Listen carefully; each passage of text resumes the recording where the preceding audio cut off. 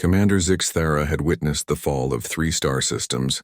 She had seen entire civilizations reduced to cosmic dust, but nothing in her 2 centuries of military service had prepared her for what she witnessed that day in the Kepler 442 system. The humans had been cornered. Their small colony ship, the Indomitable, hung dead in space, surrounded by the combined fleets of the Hegemony Alliance, 12 different species, over 3,000 vessels, all united in their desire to end humanity's expansion into their territories. The humans were outnumbered 10,000 to 1. "They should surrender," muttered General Korath, his insectoid mandibles clicking with anticipation. "Their ship is damaged. No weapons, no shields." Zixthara studied the tactical display from her flagship's bridge. Something felt wrong. In all their encounters with humans over the past decade, they had never simply given up. These peculiar bipeds from the 3rd planet of an unremarkable yellow star had earned a reputation for unpredictability. The communication channel crackled to life. A human face appeared on screen, weathered, scarred, but wearing what their species called a smile. Captain Sarah Chen of the Indomitable. "Greetings, Commander Zixthara," Chen said, her voice unnervingly calm. "Beautiful day for a massacre, isn't it?" "Surrender now, human," Zixthara replied, "and we will grant your people quick deaths." Chen's smile widened. "Oh, we're not surrendering. We're about to show you something new, something we've been working on since you first declared war on our species." The human captain paused, her eyes gleaming with an emotion Zixthara couldn't identify. "You see, Commander, every species in this galaxy has mastered faster-than-light travel, energy weapons, artificial gravity, terraforming. But you've all forgotten something fundamental about warfare. Something we humans never forgot." "What?" Zixthara found herself asking despite her better judgment. "Fear." The word hung in the void like a curse. Around the Hegemony fleet nothing happened. No weapons fired. No ships moved. But somehow everything changed. Chen continued. "Your species evolved on worlds with predictable day-night cycles. The Karathi from tidally locked planets with permanent light and dark sides. The Vexhi from gas giants with no solid surface to hide behind. But humans, we evolved in forests and caves, on a world where the most dangerous predators hunted in the darkness." The Indomitable began to move, not forward or backward, but in a slow, predatory circle around the fleet's perimeter.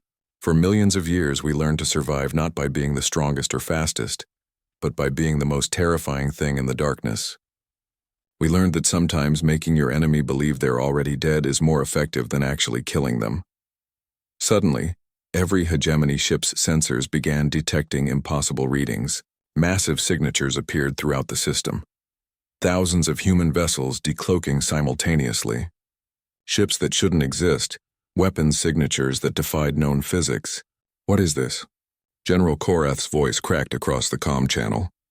Chen laughed, a sound that somehow conveyed both warmth and menace. "This is what humans call psychological warfare. Those aren't real ships. They're holographic projections, sensor ghosts, electromagnetic phantoms. But your brains don't know that, do they?" Zixthara watched in horror as her tactical officers began reporting system failures that didn't exist. Engine malfunctions that were purely psychological. Weapon breakdowns that were happening only in their minds. "The beauty of fear," Chen continued, "is that it doesn't require reality. It only requires belief. And right now every member of your crew believes they're surrounded by an impossible human armada." Across the Hegemony fleet, panic began to spread like a virus. Ship captains reported engine failures, weapons malfunctions, life support errors. All of them phantom problems created by their own terror. Some vessels began firing randomly into empty space, their crews convinced they were under attack by invisible enemies. "But here's the thing about humans," Chen said, her voice dropping to a whisper that somehow carried across every ship in the fleet. "We don't just use fear as a weapon, we become it." The Indomitable vanished from sensors, only to reappear seconds later directly in the center of the Hegemony formation. Impossible. Their engines were damaged, their jump drives offline. But there it was. More human voices began broadcasting across all frequencies, voices that seemed to come from inside the alien ships themselves. Whispers in the darkness, footsteps in empty corridors, shadows moving just outside the edge of vision. "This is impossible." Zixthera gasped, watching as her own crew began reporting intruders that couldn't be there. No, Chen replied, now somehow speaking from directly behind the commander's chair, though no human had boarded her ship. This is humanity. The revelation struck Zixthera like a physical blow. The humans hadn't developed new weapons or impossible technology. They had done something far more terrifying. They had learned to weaponize the galaxy's deepest evolutionary fears. Every species' primal terror of the unknown, the unseen, the impossible. One by one, hegemony ships began jumping to hyperspace, their crews unable to distinguish between real threats and imagined ones. Some captains reported their vessels overrun by human boarding parties that left no trace. Others claimed their ships were being followed by human vessels that appeared on no sensors. Within an hour, the largest fleet ever assembled by the Hegemony Alliance had scattered to the cosmic winds, leaving only the Indomitable and Zixthera's flagship alone in the void. How? Zixthera whispered. Chen materialized on the bridge, not through teleportation or advanced technology, but through a simple holographic projector that her damaged ship shouldn't have been able to power. Because, Commander, she said, removing the device from her belt, sometimes the most powerful weapon in the universe is the one that exists only in your enemy's mind. That day marked the end of the Hegemony's war against humanity, but it also marked the beginning of something far more significant.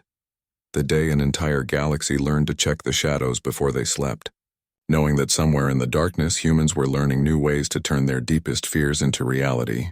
The galaxy never slept soundly again.